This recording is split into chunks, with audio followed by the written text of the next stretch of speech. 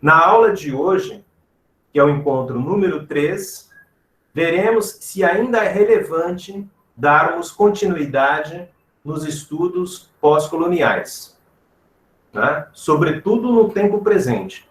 Faz sentido a gente pensar a teoria pós-colonial hoje? Essa que é a questão. Quais desafios impõe-se à teoria pós-colonial? E qual o lugar dessa teoria hoje nos estudos literários? Para a gente pensar essas questões, a gente vai utilizar como base, como livro-texto, o artigo de Thomas Bonitti. Né? Vamos ver, então, aqui o título, né, desse artigo que a gente vai utilizar como base de leitura para a gente pensar essas questões. O nome do artigo é Avanços e Ambiguidades do Pós-Colonialismo no Limiar do Século XXI. É um artigo que saiu na revista Légua e Meia, publicado em 2005. Né? Na primeira parte deste artigo, ele começa com um tópico chamado o Estatuto dos Estudos Pós-Coloniais.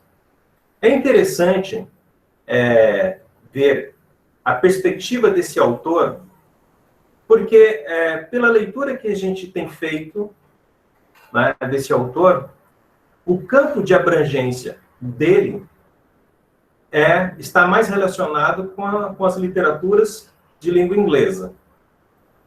E ele também fala com muita propriedade, inclusive, da teoria pós-colonial, cujo núcleo de maior força está em língua inglesa. Então, os teóricos que ele vai tratar, né, publicaram em inglês primeiro. Então, nós temos aí a força da língua inglesa de uma maneira paradoxal, porque a própria teoria pós-colonial questiona essa hegemonia do inglês. Então, é uma questão que depois a gente precisa pensar um pouco mais. Né? Será que existe uma teoria pós-colonial expressa em outra língua? Né? Se existe, onde que ela está? Né? E quais são os cuidados que devíamos tomar ao utilizar uma teoria pós-colonial que é expressa basicamente em inglês? Né? Mas é importante salientar que o Bonitti ele vai falar da teoria pós-colonial enquanto teoria, enquanto disciplina, enquanto área acadêmica, mas também ele vai fazer referência às obras, né, que marcaram o início de uma literatura basicamente pós-colonial. Então, logo no início do seu artigo, ele vai dizer que uma obra do nigeriano Amos Tutuola, né? E aí até a Carol pode dizer o nome dessa obra, né? Que é The Palm Wine Drinkers, né? Então, perdoe meu inglês, pelo amor de Deus, tá? Esta obra, ela foi publicada em 1952, né? Trata-se de um autor nigeriano. Portanto, Thomas Bonitti, ele considera que o início, propriamente, da literatura pós-colonial, ela começa com a publicação dessa obra em 1952. Mas a gente sabe que o campo de visão de Bonitti é o campo, propriamente, das literaturas pós-coloniais de língua inglesa. Então, nós temos outros começos, né, da literatura pós-colonial nas outras literaturas expressas em outras línguas. Então, eu vou fazer, nesse início de aula, essa pequena digressão. Agora, eu vou parar um pouquinho o texto, né, de Bonitti, para a gente poder entrar um pouco nessas outras literaturas às quais ele não faz referência, certo?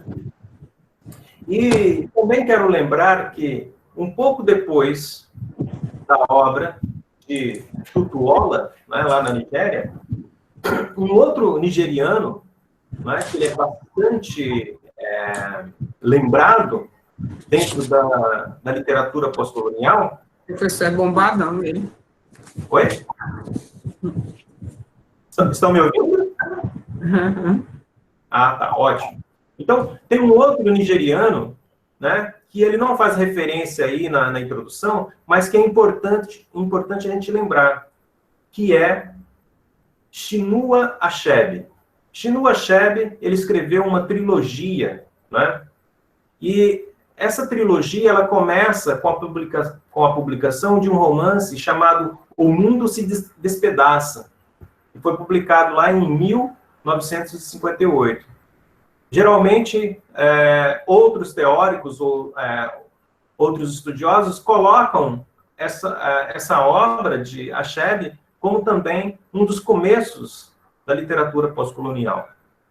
E este mesmo autor, Achebe, ele vai dar sequência nessa trilogia, publicando depois o livro A Paz Dura Pouco, de 1960, e depois a obra A Flecha de Deus, de 1964. Certo? Mas podemos, como eu disse, encontrar outros exemplos. Esse exemplo do Achebe continua dentro do mosaico das literaturas de língua inglesa. Vamos pensar outros começos, outras rotas, né? A gente pode também considerar o livro do marfinhense chamado Amadou Kourouma, que ele escreveu Os Sóis das Independências, né? Esse livro foi publicado em 1968. É considerado também um marco na literatura pós-colonial de língua francesa. Então, começa aí com esse autor islâmico, Kourouma, que ele escreveu Le Soleil des Indépendants, né? Que a primeira versão do livro sai em francês. E agora a gente vai para o espaço das literaturas de língua portuguesa, certo? Então, para estabelecer aí marcos e datas da literatura pós-colonial, quando a gente está no domínio das literaturas de língua portuguesa, é bem difícil. Por que bem difícil? Porque a literatura, desde muito cedo, inclusive a literatura pós-colonial, ela vai ter um caráter mais político, né, mais engajado. E por esse caráter mais engajado da literatura, ela é, em grande parte do período colonial, já imbuída dentro de um imaginário pós-colonial. Portanto, é difícil você pegar uma obra específica para dizer quando exatamente que houve aquela ruptura entre uma literatura colonial e uma literatura pós-colonial, né? Portanto, é muito difícil você ter um marco muito específico. Mas podemos aí, mesmo assim, lembrar algumas obras muito importantes que têm essa característica pós-colonial bastante forte. Então, podemos pensar, por exemplo, a obra do moçambicano Ungulane Bacacosa. Vocês não vão esquecer esse nome? Ungulane Bacacosa. Então, ele é um historiador também, né? E ele vai escrever uma obra chamada O Alalape. Olha, outro nome difícil, né? Publicado em 1987. Então, a literatura de Moçambique também tem o seu momento pós-colonial, da literatura pós-colonial. E a gente pode colocar o Ungulane como um dos principais autores que representam esta literatura, né? Esse romance do Ungulani vai bem na linha do nigeriano Achebe, né? Que é de fazer um romance, né, a partir do ponto de vista das etnias, né? A partir do ponto de vista da comunidade local, né? E aí mostrar esse entrelaçamento, esse embate cultural a partir da perspectiva dessas comunidades em relação ao europeu. Não mais fazer o inverso, né? Ver a literatura, através da literatura, a África a partir do ponto de vista europeu. Então, essa é a grande característica da literatura pós-colonial. É construir narrativas cujo ponto de vista é o da própria comunidade, e não o ponto de vista que vem de fora. Eu acho que isso aí é extremamente importante a gente guardar, certo? Em Guiné-Bissau, a literatura, essa literatura formal, escrita, ela levou mais tempo para amadurecer. Isso pode estar relacionado também com a própria vida política e econômica do país, porque Guiné-Bissau foi um dos países, um dos últimos países a conseguir a independência. E, por outro lado, também, demograficamente falando, é um país que tem uma população pequena em relação a Angola ou em relação a Moçambique. Isso, de alguma maneira, atrasou um pouco, não é, essa tomada de consciência através da escrita de um pensamento pós-colonial. Mas podemos citar, sem sombras de dúvidas, o escritor Abdoulaye Sylla como um dos principais autores representantes dessa literatura pós-colonial. Aliás, recentemente, eu comprei um livro dele, eu publiquei, para cada obra dele, eu publiquei um artigo, né? E tem uma obra nova, que se chama Gangalutas, que eu acabei de receber, que é esse livrinho aqui, ó.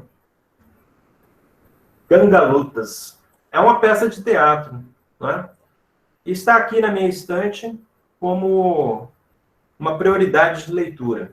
Provavelmente eu vou ler esta obra. Mas a obra mais impactante de Abdoulaye Sylla é a obra chamada Última Tragédia, né? Aí que ele inicia com a literatura de um teor pós-colonial em Guiné-Bissau, né? Outro dado interessante, né? Hoje se fala muito da importância das mulheres na escrita, né? E também da importância das mulheres negras na escrita, que é mais uma condição, ou uma pré-condição, né? Que dificulta, né, esses acessos, né, à literatura. É bom lembrar que a própria literatura de homens na Guiné-Bissau ela é bastante reduzida.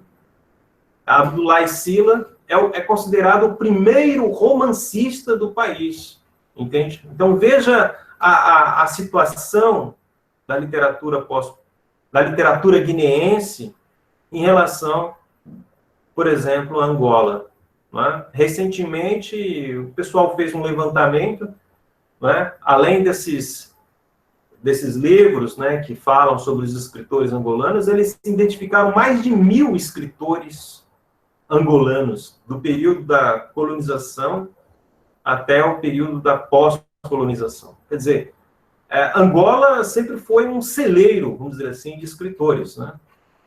Ao passo que outros países de língua portuguesa têm uma dificuldade enorme em sistematizar e tornar comum, né, comum a escrita literária, né? No caso de Angola, como eu disse, a situação é bastante complexa. E complexa no sentido positivo, né? Professor. Fixar um autor, né, ou uma obra como marca de passagem de uma literatura colonial para pós-colonial é muito difícil, pois a produção literária de Angola está muito ligada à vida política. Tá? O período pós-colonial, gestado coletivamente no período colonial, vamos dizer assim, eram escritores políticos, muitas vezes presos, que da cadeia amadureciam à força o seu pensamento pós-colonial. Temos um Luandino Vieira, um Agostinho Neto, um Antônio Jacinto, não é? Ou um gigante até hoje, que é Pepe Tela. Todos esses escritores, eles marcaram, né, a literatura, o cânone da literatura pós-colonial angolana. A literatura de Angola, poderíamos dizer, é ela própria pós-colonial na sua relação com o Ocidente. Veja, por exemplo, uma escritora angolana chamada Noêmia de Souza. Então, você vai encontrar lá muita característica, um pensamento forte, um pensamento já pós-colonial, né?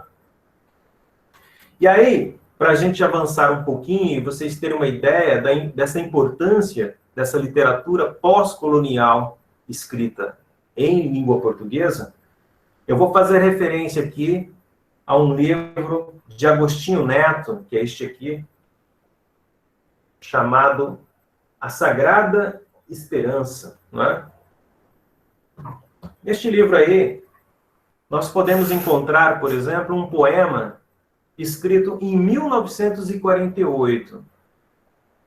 Lembre-se que o romance colocado como marco da literatura pós-colonial em língua inglesa, que foi colocado pelo Bonnici, é de 1900, é da década de 50, vamos dizer assim, né?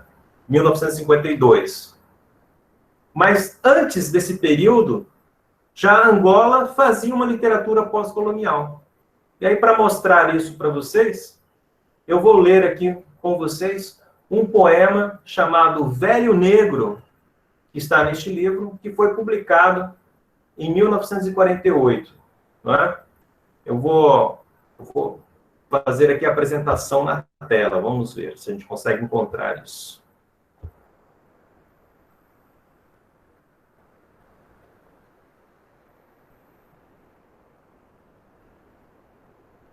Espera aí.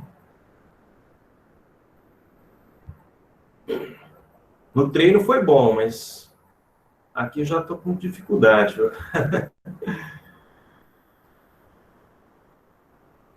cancelar aqui.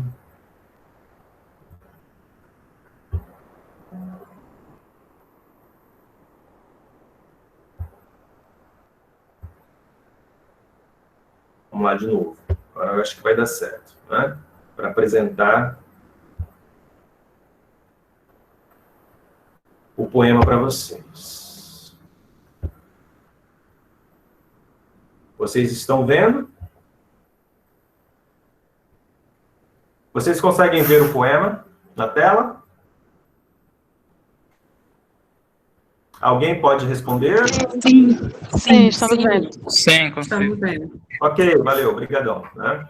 Então, retirado do livro Sagrada Esperança, de Agostinho Neto, lembrando que Agostinho Neto foi o primeiro presidente de Angola, tá, gente? Né? E tem uma universidade também com o nome dele. Então, o nome do texto se chama Velho Negro. Né? E a gente vai ler aqui o poema é curto, dá para a gente ler, entendeu? Vamos lá. Vendido e transportado nas galeras, vergastado pelos homens, linchado nas grandes cidades, esbulhado até ao último tostão, humilhado até ao pó, sempre vencido. É forçado a obedecer a Deus e aos homens. Perdeu-se. Perdeu a pátria e a noção de ser. Tá? Então, Te mando aqui. Reduzido a farrapo, macaquearam seus gestos e a sua alma diferente. Velho farrapo, negro, perdido no tempo e dividido no espaço. Ao passar de tanga, com o espírito bem escondido, no silêncio das frases côncavas, murmuram eles, pobre negro. E os poetas dizem que são seus irmãos. É um poema aí de 1948, de Agostinho Neto, não é? Então, neste poema, a gente, assim, rapidamente, a gente pode localizar aí que o objeto aí que o poeta ele procura iluminar é justamente o negro, o velho negro, né? E aí, para falar desse velho negro, ele vai lembrar, então, de que esse negro, antes, né, que agora está velho e alquebrado, né, ele foi explorado, né? Então, que ele foi transportado, que ele foi chicoteado, que ele sofreu injustiça, né? Ele foi obrigado a obedecer a um Deus, né? E nisso tudo, durante a vida desse negro, ele foi perdendo a sua própria identidade. E junto com a sua identidade, ele também perdeu a sua pátria. E foi reduzido simplesmente a um ser subalterno, a um farrapo, né? Que inclusive serve de chacota para os transeuntes, né? Que passam e dizem, pobre negro, né? E ainda tem poeta que dá atenção para eles, né? Coisas assim, né? Portanto, nós temos aí, claramente, né? Nós temos aí, claramente, uma situação que mostra, mesmo antes da publicação do livro de Fanon, já um pensamento pós-colonial, né, que, na verdade, antecipa Fanon, que fala dessa transformação, dessa máscara, né, que ele foi envolvido, esse negro, na vivência dele, na experiência, que foi transformado numa outra coisa, num objeto, e que depois, já velho, as pessoas caçoam, não é? Então, quer dizer, essa literatura é a literatura angolana. Quer dizer, muito antes da própria publicação da obra de Fanon, ou antes do marco da literatura de língua inglesa, né, que coloca como, né, um dos primeiros romances pós-coloniais, nós já temos uma literatura pós-colonial de Angola. Né? A tela foi interrompida, agora voltou ao normal, correto? Sim? Beleza. Né? Além de, claro, de Agostinho Neto, nós temos outros poetas, né? E também é bom lembrar que a literatura, de um modo geral, sobretudo a literatura africana de língua portuguesa, ela consegue muito mais adeptos e consegue florescer muito mais através da poesia do que através da prosa, né? Então, é muito comum os autores se exprimirem através da poesia e não da prosa, certo? Alguém quer falar alguma coisa, colocar uma observação sobre a leitura do poema? Tudo ok? Né? Então, vamos passar para um outro agora, poeta. Só vou ler o finalzinho dele, né, do trecho de um poema dele, porque senão aí a aula ela vai se alongar demais, certo? O outro poeta é Antônio Jacinto, né?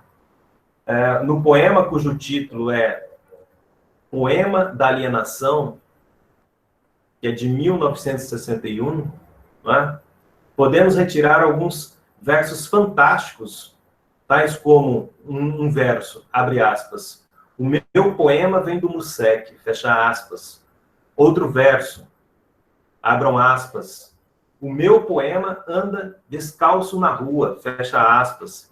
Então, quer dizer, Antônio Jacinto é um exímio poeta angolano, né? E ele busca fonte, né, da sua inspiração nos museques. Quem pode me dizer o que é um museque? Vou convocar aí o Eliano para falar alguma coisa, né? O que é um museque, Eliano? Por enquanto, Sebastião, eu estou só ouvindo aqui. Tá de boa. Eu me recordo o que significa musseque. Mas... Tá. Então, os museques são aqueles bairros mais afastados de Angola, né? Que a gente poderia chamar de periferia, local do povão, entende? Bairros onde a elite não costuma entrar, né? Vamos dizer assim. Onde a classe mais pobre costuma ficar. E ali também é que eles encontram muitos poetas, muita inspiração, muita tradição também cultural, porque nos museques, que são esses bairros afastados de Luanda, vamos dizer assim, da cidade de Luanda, né, em Angola, recebe etnias diversas, né, do país todo. Então, ali acaba sendo uma espécie de caldeirão cultural, né? Então, toda a cultura viva, né, da cidade, ela acaba passando pelo museque, vamos dizer assim. Então, Antônio Jacinto, ele faz alusão ao museque justamente porque é esta área, né, na qual ele vive, e é através dessa área também que ele vê as coisas. Então, é muito interessante, certo?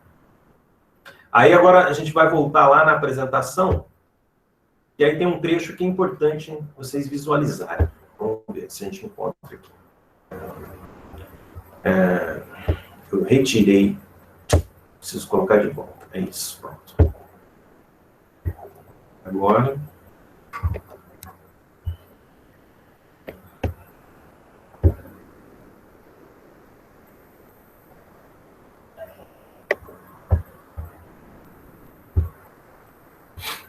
Só mais um pouquinho.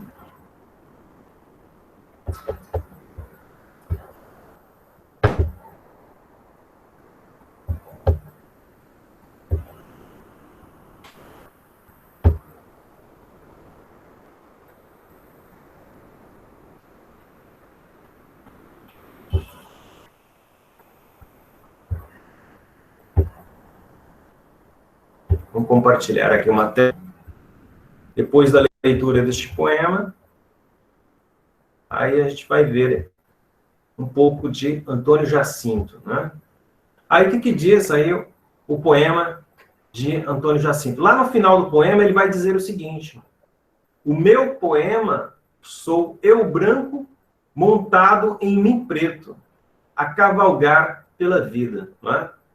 Então, quer dizer, através da literatura de Angola, tudo aquilo que, por exemplo, Fanon plasmou na sua obra lá, a partir de 1952, nós podemos encontrar já nos poetas angolanos. Através da poesia, eles já falaram não só da dor do negro, mas também desta condição do negro, né, diante do branco, né?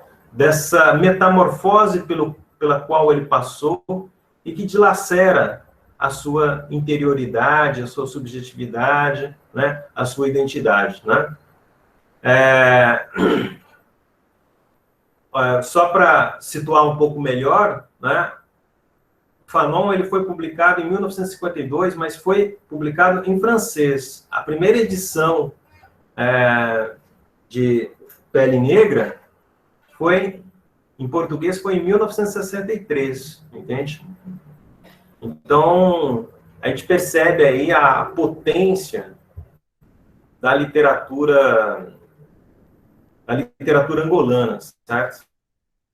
Então, isso é extremamente importante. E isso já serve também de uma espécie de contranarrativa daquela ideia de que o pós-colonialismo inglês ele teria sido muito mais produtivo do que o pós-colonialismo de outras línguas europeias. Então, a gente já está vendo que o pós-colonialismo de língua portuguesa, ele é também vasto, bastante rico e tem contornos bem diferenciados, né?